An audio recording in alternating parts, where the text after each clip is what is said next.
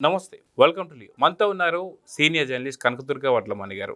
Madam నమస్తే. నమస్తే అండి. మేడం 2019 నుంచి 24 దాకా, వాస్తవానికి 19కి ముందు 2014 నుంచి 19 ఏదైతే టీడీపీ హయాంలో ఉన్నప్పుడు అమరావతి రాజధాని అని చెప్పేసి అనడం, దాని తర్వాత 30 ఏదైతే సేకరిస్తున్నటువంటి భూములు సరిపోవు, ఖచ్చితంగా 30,000 పైచిలుకే ఉండాలని చెప్పి జగన్మోహన్ రెడ్డి చెప్పడం, తర్వాత 33,000 ఎకరాలు సేకరించడం, ఇవన్నీ కూడా అందరికీ తెలిసిందే.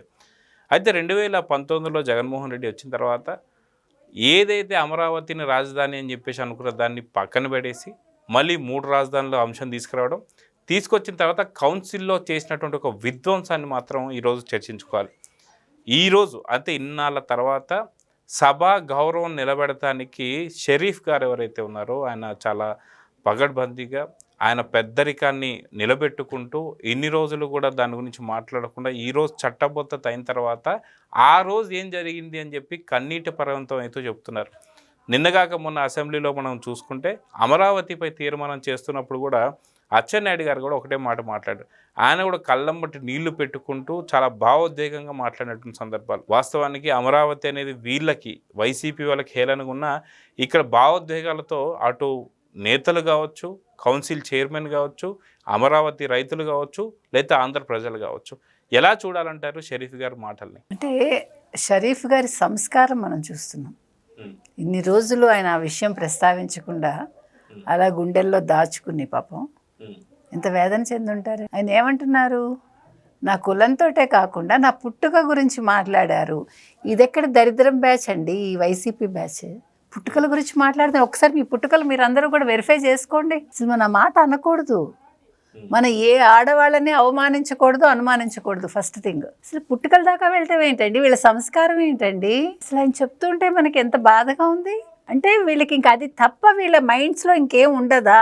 అంత నీచమైన మనస్తత్వాలా వీళ్ళవి. జగన్మోహన్ రెడ్డి దగ్గర నుంచి మొత్తం ఎమ్మెల్యేలు, ఎంపీలు అందరూ, మొత్తం అందరూ కూడా, అంటే జగన్మోహన్ రెడ్డిని సమర్థించే వాళ్ళందరూ కూడా మనసు అనేది లేకుండా మనుషుల పుట్టుకల మీదే వీళ్ళు బతుకుతున్నారా?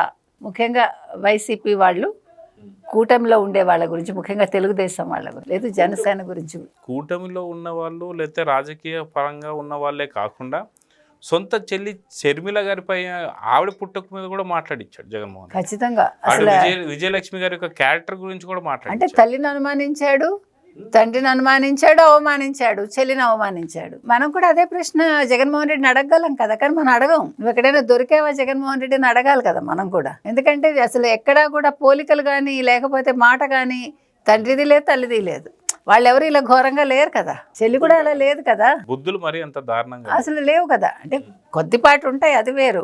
కానీ జగన్మోహన్ రెడ్డితో పోలిస్తే దే ఆర్ బెటర్. మరి మనం అనొచ్చు ఆ మాట, మనం అంతకు మించి మర్యాదగానే మాట్లాడతాం, మనం వాళ్ళలాగా దిగజారి మాట్లాడక్కర్లా.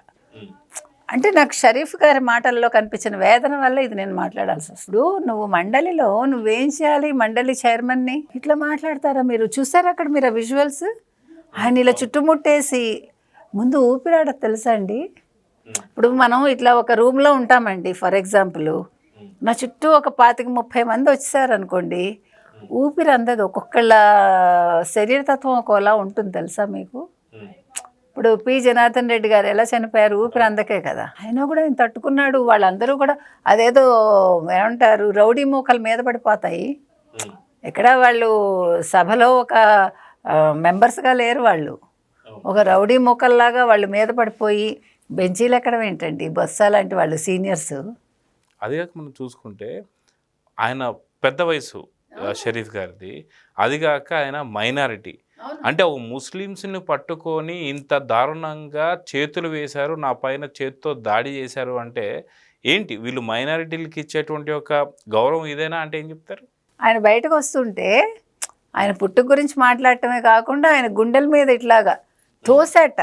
ఎవరు? కొడాలి నాని. ఏంటండి అసలు, అంటే వీళ్ళు మాకు ఎదురే ఉంది, మేము రౌడీజం చేసిన అడిగేవాడెవడు, వీళ్ళెవ్వరూ కూడా మనుషులు కాదు, రాజకీయ నాయకులు కాదు, ఆ ముసుగులో ఉన్న గూండాలండి ఒక్కొక్కళ్ళు. ఇలాంటి గూండాలను పెంచి పోషించాడు ఈ జగన్మోహన్ రెడ్డి కదా. అసలు మీరు అన్నట్టుగా ఇక్కడ మైనార్టీగా తీసుకుంటే మరి నా ఎస్సీలు, నా ఎస్టీలు, నా బీసీలు, నా మైనార్టీలు అంటాడు కదా, అందరినీ ముంచాడుగా. అందరినీ జైలుకు పంపించాడు కదండి బోరుగడ్డ నీళ్ళు. ఇవాళ సునీల్ నాయక్ కావచ్చు, సునీల్ కుమార్ కావచ్చు, వీళ్ళందరూ జైలుకి వెళ్తున్నారు కదా. ఎందుకు వెళ్ళాల్సి వస్తుంది? జగన్మోహన్ రెడ్డి వల్లే కదా. అంటే మీరు జగన్మోహన్ రెడ్డిని నమ్ముకుంటే మీ భవిష్యత్ ఇది, చంద్రబాబు నాయుడు నమ్ముకుంటే మీ భవిష్యత్తు కృష్ణప్రసాద్ తెన్నేట్లాగా ఉంటుంది. అవునా? అంటే మీరు మళ్ళీ ఒక ఉన్నత స్థానంలో కూర్చోపెడతారు చంద్రబాబు నాయుడు. ఇవాళ ఆయన మహిళా రైతులకు ఇచ్చిన గౌరవం చూసారుగా మీరు. ఇది ఒక ఉద్యమంలా చూడకూడదని చెప్పారు చంద్రబాబు నాయుడు గారు. ఆ క్రెడిట్ అంతా మహిళా రైతులకు ఇచ్చారు ఆయన. ఇవాళ ఇంకా ఇంతకు మించిన ఒక గొప్పతనం కానీ గౌరవం కానీ ఒక మనిషికి ఉంటుందండి. అంటే వాస్తవానికి అప్పటి ఎమ్మెల్సీ చైర్మన్గా ఉన్నటువంటి ఏదైతే మండలికి చైర్మన్గా ఉన్నటువంటి షరీఫ్ గారు ఆయన ఏజ్ దృష్ట్యా కానీ లేదంటే ఆయన మైనారిటీ అని కానీ ఏది చూడకుండా అంత దారుణంగా ఆయన పైకి వెళ్ళడం, బూతులో తిట్టడం, ఏకవచనంతో మాట్లాడడం, అదేవిధంగా చెయ్యి చేసుకోవడం, ఇవన్నీ కూడా ఎదుర్కొన్నటువంటి ఒక తీరు.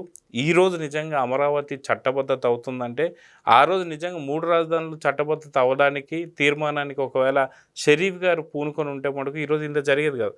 కానీ అన్ని దాడులని అవన్నీ కూడా ఆయన మొత్తానికి భరిస్తూ సహిస్తూ అవమానాన్ని కూడా భరించిన తర్వాత ఈరోజు ఆయన క్రెడిట్ కూడా దీంట్లో ఎంత ఉంది అంటే ఏం చెప్తారు? ఖచ్చితంగానండి. ఇప్పుడు మహిళా రైతులకు ఎంత ఉందో అందులో సగమైన షరీఫ్ గారికి ఉంది. ఎందుకంటే మీరు అన్నట్టుగా ఆ రోజు ఆయన ఇంకా అంత దాడి చేసినప్పుడు ఒక మూమెంట్లో ఆయన సర్లేండి అని ఒప్పేసుకుని ఉంటే ఎలా ఉండేదో. కానీ ఆయన అవన్నీ భరించి మీరు అన్నట్టుగా సహించి గుండెల మీద కొట్టినా లేదు, ఆయన క్యారెక్టర్ అసాసినేషన్ చేసిన, ఆయన పేరెంట్స్ క్యారెక్టర్ అసాసినేషన్ కూడా చేశారేమో మనకు తెలీదు. చాలా నీచంగా ఉంటాయి ఇలాంటివి మాట్లాడుకుంటే. నువ్వు అని మాట్లాడి అంటే ఒక చైర్మన్కి ఇవ్వాల్సిన గౌరవం ఇవ్వకుండా, అందులో ఒక మైనారిటీ అతను, అదేమీ లేకుండా వాళ్ళు అలా బిహేవ్ చేశారంటే అది వాళ్ళ కుసంస్కారానికి నిదర్శనం అండి. అవన్నీ కూడా ఆయన ఏమన్నారు, ఇంతవరకు ఎప్పుడు ప్రస్తావించలేదు, ఇప్పుడు చట్టబద్ధత అయ్యాక నేను మాట్లాడుతున్నాను అని ఇవాళ ఆయన సంతోషంతో ఓ పక్క ఆనంద కన్నీరు, ఇంకో పక్క బాధతో కూడా కన్నీరు పెట్టుకున్నారు. అంటే ఎట్ ఏ టైం 2 రకాల భావోద్వేగాలు ఆయనకి. ఆ రోజుది తలుచుకుని ఆ రోజుది చెప్తూ ఒక బాధ, మళ్ళీ ఇలా చట్టబద్ధత జరిగింది అంటే నేను ఇన్ని రోజులు ఈ వేదన భరించినందుకు దానికి ఒక మంచి ఫలితం వచ్చింది. నేను ఎప్పుడు కూడా ఎవరి దగ్గర ప్రస్తావించలేదు ఇది, ఆయనంతా ఆయన ప్రస్తావించాల. మీరు అన్నట్టుగా అచ్చెన్నాయుడు లాంటి వాళ్ళు మొత్తం చూసుకుని దాన్ని బయట పెట్టి ఆయన కూడా బాధపడ్డారు. ఈ జగన్మోహన్ రెడ్డి అనేవాడు ఏం చేశాడు, మనుషుల్ని బాధ పెట్టడం అనేది ముఖ్యంగా ఆయనకు అపోజిషన్లో ఎవరున్నా ఆయన భరించలేడు. తనకంటే తెలివైన వాళ్ళు ఉన్నా, తనకన్నా మంచి వాళ్ళు ఉన్నా హీ కెనాట్ బేర్. అందుకని వాళ్ళని మానసికంగా హింసించాలంటే ఒకే ఒక మార్గం ఏంటండి, వాళ్ళ వ్యక్తిగత హననం చేయడం. అదొక్కటే వాళ్ళు నేర్చుకున్నారు. మీరు అన్నట్టుగా సొంత తల్లిని చెల్లిని చేసిన వాడికి బయట వాళ్ళని చేయడం ఒక పెద్ద విషయమా కదా. అయితే మొన్న అసెంబ్లీలో తీర్మానం చేస్తున్న టైంలో కూడా అచ్చెన్నాయుడు గారు కూడా భావోద్వేగానికి గురవుతూ నిజంగా అలాంటి టైంలో నేనుంటే నిజంగా చేతిలో గన్ను ఉంటే కాల్చి పడేసేవానని చెప్పేసి మాట్లాడారు. అంటే ఎలాంటి బూతులు సంబోధించారనేది ఇప్పుడు షరీఫ్ గారు కూడా చెప్పలేకపోతున్నారు, అదేవిధంగా అచ్చెన్నాయుడు గారు చెప్పలేకపోతున్నారు. అలాంటి పరిస్థితుల్లో ఒక వ్యక్తి, అది ఆ వయసు గల వ్యక్తి ఉంటే ఎలా ఉండేదంటారు? ఖచ్చితంగా ఇదే ఒక యంగ్స్టర్ ఉండి ఒక గన్ను చేతిలో ఉంటే విచక్షణారహితంగా కాల్పులు జరపడం అంటాం చూడండి, అట్లా వైసీపీ వాళ్ళని ప్రాణాన్ని మనని మనం ప్రొటెక్ట్ చేసుకోవడంలో తప్పులేదు కదండి. ఆ టైంలో సెల్ఫ్ డిఫెన్స్కి మీరు ఏమైనా చేయొచ్చు, ఆ రకంగా చేసి ఉండేవాళ్ళు.